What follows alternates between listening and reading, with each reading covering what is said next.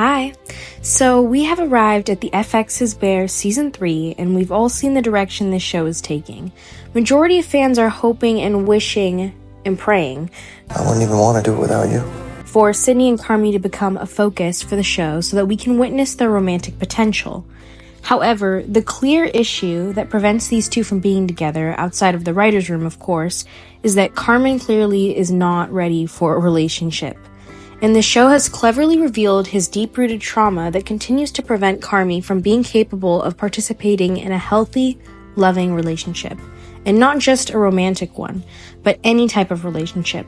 We all have seen the incredible and sparkling magic that took place on screen in Season 2 with Syd and Carmy. And if you've watched this far, then you are more than likely the kind of viewer that wants to see these two together. I believe they can be. So let's unpack where Carmy's issues began and where he's headed.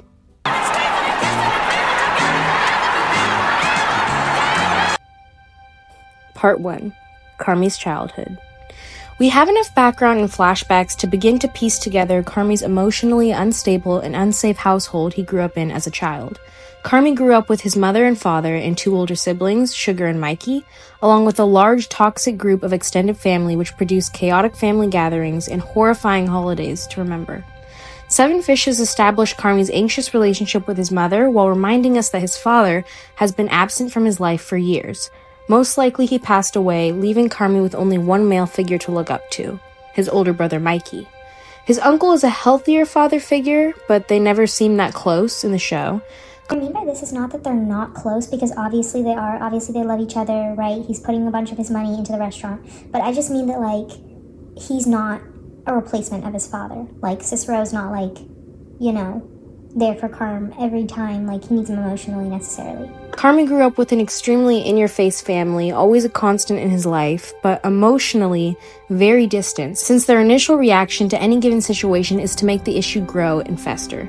They deal with things by not dealing with it. Carmy wasn't very social in school, probably because he never really knew where he fit in. Cooking was his great escape. Part 2. Carmy's descent into madness and his cooking career. You're misinterpreting the competition. It's Master Chef, not Master Bait. Carmy went to culinary school in Paris and staged and worked at many restaurants. He engrossed himself in his career as he climbed the ladder in an effort to prove his brother Mikey wrong. Yo, I thought when I was back I could work with you. Mikey refused to allow Carmy to work at the beef with him, but one of Carmy's issues that constantly affects him in his life is because of his childhood. As a child, he was never safe emotionally with any adult in his life, and now as an adult, he isn't able to perceive situations with a bird's eye view to come to obvious explanations for the behavior around him. Hence, why he failed to understand that Mikey's rejection was most likely because he didn't want his younger brother to be held back by living in Chicago and having a small family business.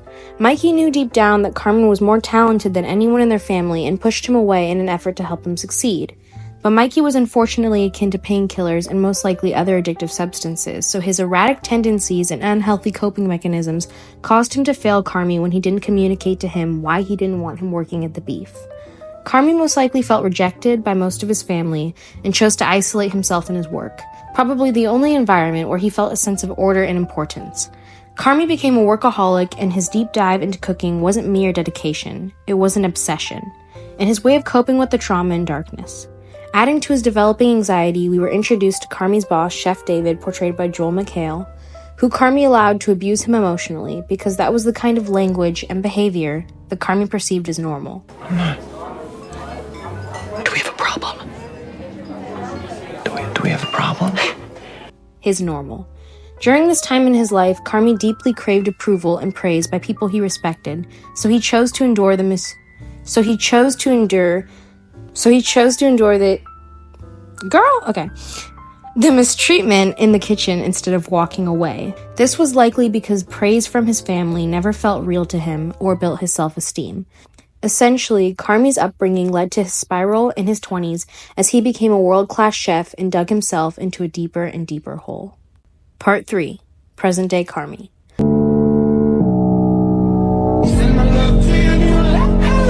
When we are introduced to Carmen Berzatto in Season 1 of The Bear, Carmy is chaotic and violent with his words, but so is the entire kitchen staff, excluding Sydney. I'd like to refer to Daisy... Okay. I'd like to reference Daisy Jones and the Six here when Billy calls Daisy fire and Camilla his water. Camilla brought him home, she helped him sleep at night. I like to think of Carmy's family and environment as his fire and Sydney as his water. Carmy just lost his brother to suicide, which is another trauma to pile onto his dumpster fire of baggage. With Mikey gone, he is left to restore the beef to later transform into the bear. And I'm not going to recap the entire transformation of our ensemble and the restaurant itself because every viewer witnessed that conflict resolution hill. However, by season 3, everyone has experienced growth in some form. Except for Carmy. Richie has gained ambition and is headed in a healthier direction with his relationship to himself and his peers and his family. Tina is happier and has a sense of direction in her own career. Sydney is growing into her own and becoming more of an adult with a strong sense of purpose. Sugar is a mother and has a family of her own to break her family cycle of toxicity and generational trauma. Marcus just lost his mother, but I really think he'll be okay in the end. And as we saw in season 2, Copenhagen changed him and helped him become more secure in his potential and current talent. Overall, everyone has a strong sense of direction at this current pinnacle of the show that we leave off at in season 3. But Carmy's behavior and personality has actually regressed from the potential he possessed at the end of season 2. Tonight was off. Been off. I'm sorry. It's hard to keep up with you sometimes. Yeah, well, I've been doing this longer. I didn't mean on a skill level. Huge dilemma with the on-hold romance between Syd and Carmy that doesn't seem to be going anywhere is that Carmy doesn't know how to be close and or healthy with anyone. Sugar has repeatedly told Carmy that she was upset when he didn't call her chicken on her. As the show has displayed, Carmy distanced himself from everyone in his life until he was forced back into the storm when the beef was given to him by Mikey. Then, if we focus back on Carmy's romantic history, which is essentially just Claire... Shit! I won it! You're trespassing on my property! You didn't win shit in my yard! Wait. All of you! Daddy, chill. What the hell is even that? We can see that Carmy accepted Claire into his life because he has a difficult time expressing his true feelings and deciding what he wants in his personal life. Claire pursued Carmy even after it was extremely clear he didn't want a relationship with her. And because of the aggressive pressure from his peers, Carmy ended up continuing to date her. And I know that he loves you. What did he say? Claire was sweet to Carmy and he definitely liked her, but their chemistry was almost non-existent, and because of Carmy's mental state, he was unable to foster any kind of meaningful relationship with Claire. How could you remember the name? Because you're the bear, and I remember you. Conclusion: the path Syd and Carmy need to walk on in order to run. In season 4, Carmy would have to go on an emotional arc as an individual to deserve and be worthy of Sydney's attention. Just simply in general, because at the end of season 3, as his co-worker, Sydney is on the verge of leaving the bear to pursue healthier and more opportunistic career opportunities. I have no idea if Sydney's actually going to leave the bear. I think it would be a great wake-up call for Carmy, but I don't even know if she's going to leave. And a lot of people have been pointing out the fact that that white dude from the Ever restaurant or whatever is just as toxic as other people we've seen. And I agree, he's like super annoying. But I don't know if she's gonna leave, but there's a chance she might. But regardless of if she goes with that Ever guy, she's not happy at the restaurant. Carmy is stunting Sydney's potential as a chef by burning her and the entire staff out with his unproductive and toxic work practices. Where I see their relationship going is that Sydney would have to quit the bear, leaving Carmy at rock bottom emotionally, since he relies so heavily on Sydney's opinion and physical being at his workplace. Carmy needs to hit rock bottom so that he can be forced into working his way to the top. His rock bottom would be Sydney's absence from the bear. It would force him to do a 180 on his behavior in the workplace and towards his loved ones. Season 4 would open with a strong and heavily emotional episode of Sydney quitting, preferably with just her and Carmy alone, so that it isn't so much as a huge show of anger and frustration in front of everyone, but rather a quiet leaving where Sydney expresses ultimate disappointment in Carmy's actions. Rather than another dramatic fight, which we've seen consistently between characters during the show.